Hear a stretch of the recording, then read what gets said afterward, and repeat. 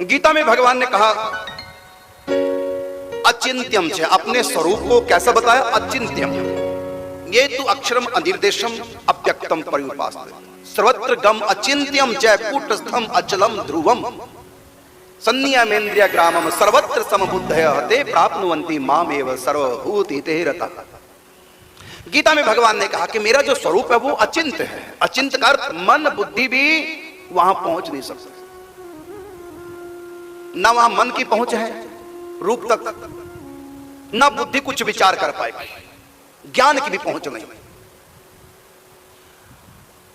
और ये बात रामायण में भी गोस्वामी तुलसीदास जी लिखते हैं कि मन भगवान तक जा ही नहीं सकता। चौपाई, गो गोचर जहां लग मन जाई, गो गोचर जहां लग मन जाई, गो गोचर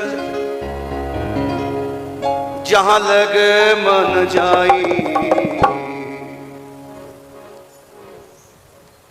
गो गोचर जहां लग मन जाई, सो सब माया जानो भाई। गो गोचर, गो का मतलब इंद्रियां,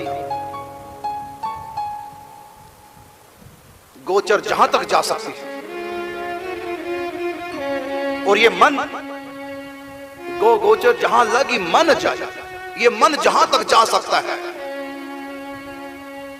माया से बाहर नहीं जा सकता, माया में ही जाएगा।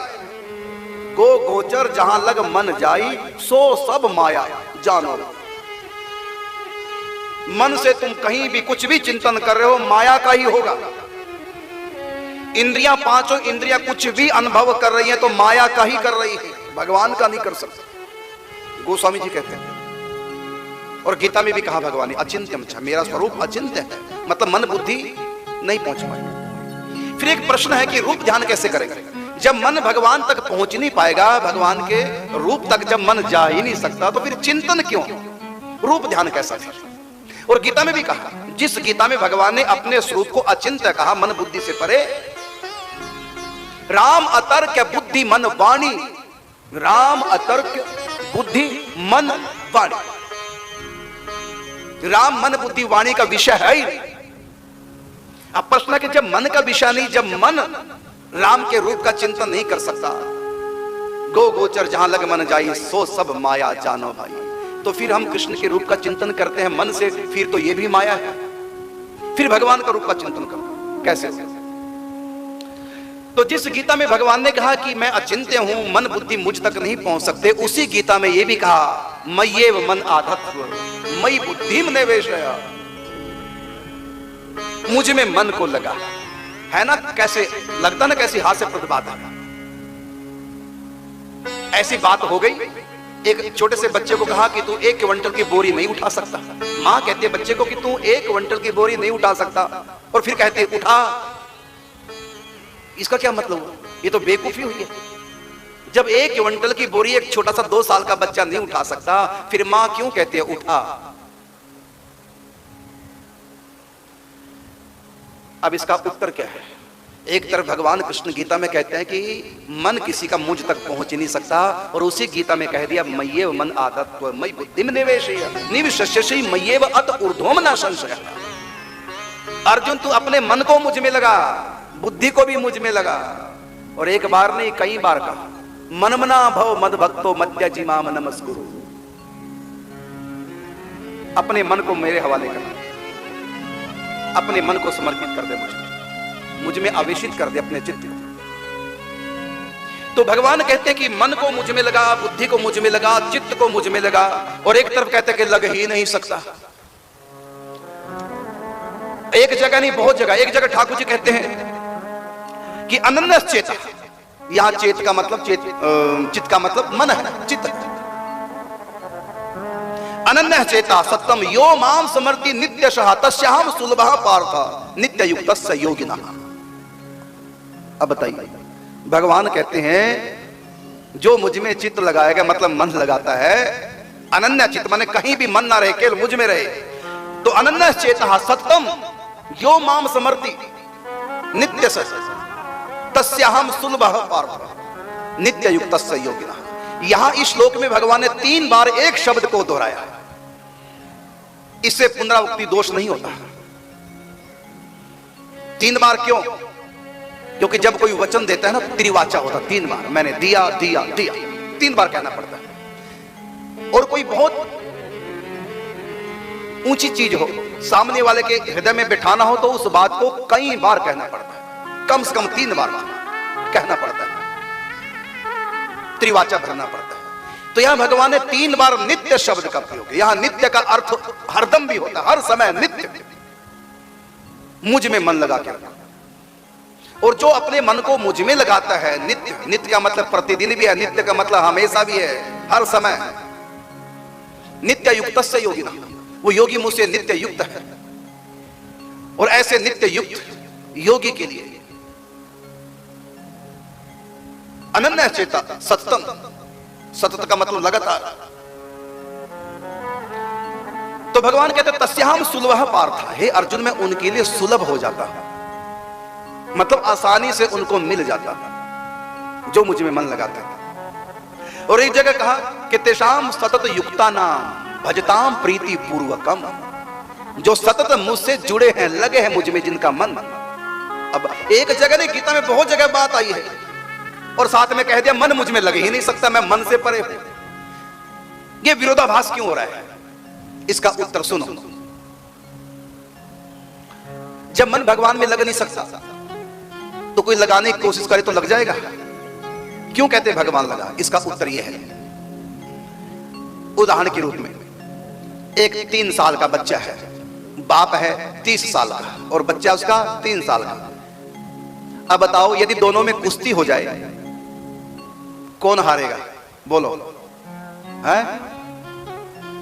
अच्छा, 3 साल का बच्चा कभी बाप को हरा सकता है? 30 साल का बाप और बच्चा केवल 3 साल का, पावर किसे में ज्यादा है? बाप में। क्या बच्चे में इतनी पावर है जो बाप को पटकी लगा दे? नहीं लगा सकता ना। तो बाप कहता कि तू मुझको पटकी नहीं लगा सकता, तुम में इतना दम नहीं है, लेकिन फिर भी तुम मुझसे कुश्ती कर, और करेगा कुश्ती। बताओ फिर बाप को पटकी लगा देगा कि नहीं? बाप गिरेगा कि नहीं? और उसकी छाती पे बेटा चढ़ जाएगा कि नहीं? और बच्चे को उतारने की कोशिश करेगा, नहीं उतरेगा। फिर बच्चे की मां को बुलाएगा, रे पप्पू की मम्मी देख अपने लाल को, मुझको गिरा दिया, मुझको बचाओ। ऐसी होता ना खेल। जैसे बच्चा बाप को पटकी नहीं लगा सकता, लेकिन तब भी बाप से कुश्ती होगी प्रेम पूर्वक, भजताम प्रीति पूर्वकम। तो यही बात भगवान कहते हैं, जैसे बाप कहता कि तेरे अंदर इतना दम नहीं जो तू मुझको हरा दे, लेकिन तब भी जब कुश्ती होती है प्यार की प्रीति पूर्वकम, तो बच्चा जीतेगा। जो जीत नहीं सकता वो भी जीतेगा। किस कारण से? उस कारण का नाम है प्यार। तो भजताम प्रीति पूर्वकम, भगवान कहते हैं मुझ में किसी का मन नहीं लग सकता, लेकिन कोई प्यार से लगाना चाहेगा तो उसका मन तो नहीं लगेगा, लेकिन मैं उसके मन में लग जाऊंगा। बाप कहता है बेटा मुझको हरा तो नहीं सकता, लेकिन बेटे के प्यार में उसका प्रयत्न देख करके मैं हार मान लूंगा। हरा नहीं सकता बच्चा, लेकिन मैं हार जाऊंगा। इसी प्रकार भगवान कहते हैं तुम्हारा मन मुझ तक नहीं आ सकता, लेकिन जब तू प्यार से मुझे मन लगाने की कोशिश करेगा तो तुम्हारा मन तो मुझ तक नहीं आ सकता, मैं तो तुम तक आ सकता। इसलिए तू कोशिश कर, ध्यान लगा। ये इसका अर्थ हुआ।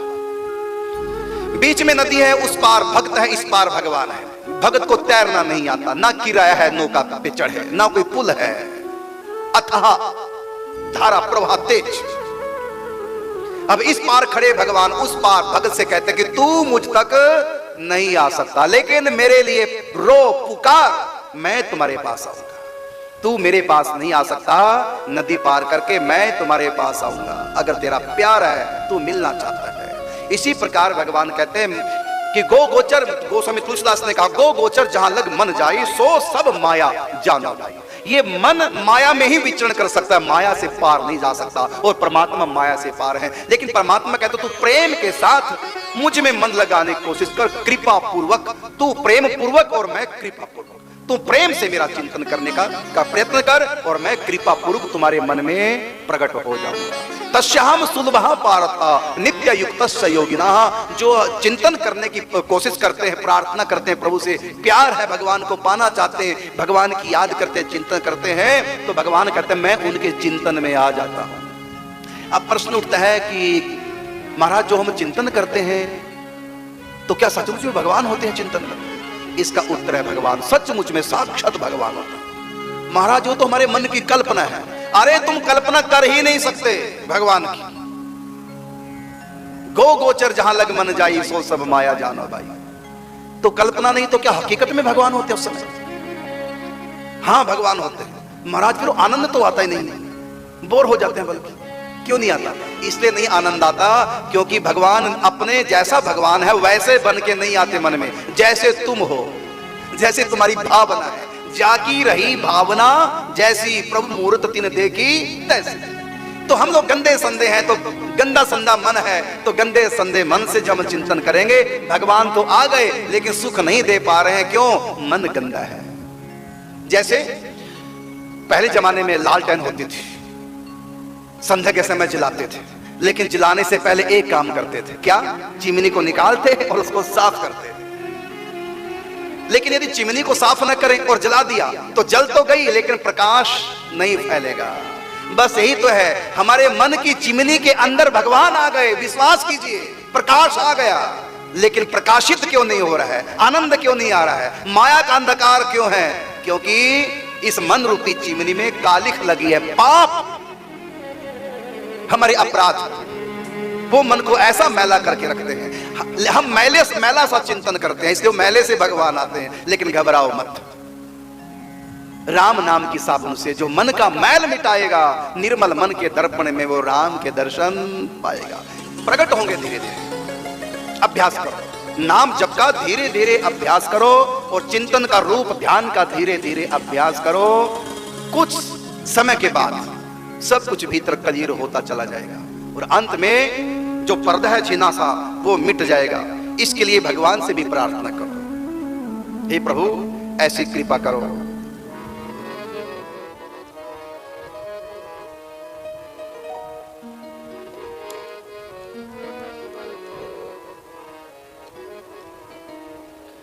घन घोर घटाओं में मेरे श्याम तुम्हें देखूं, ब्रज बन की लताओं में मेरे श्याम तुम्हें देखूं। हे प्रभु मैं अपने मन से आपका चिंतन करूं, मनी मन देखूं मधुबन में आपको रास रचाते हुए, वृंदावन रास रचाते हुए, ब्रज में गाय चराते हुए, ग्वाल बालों के संग खेलते हुए, जमुना में स्नान करते हुए, सखियों के साथ होली खेलते हुए, राधा रानी के साथ झूला झूलते हुए, गवों के साथ बंसी बजाते हुए मैं आपको देखूं।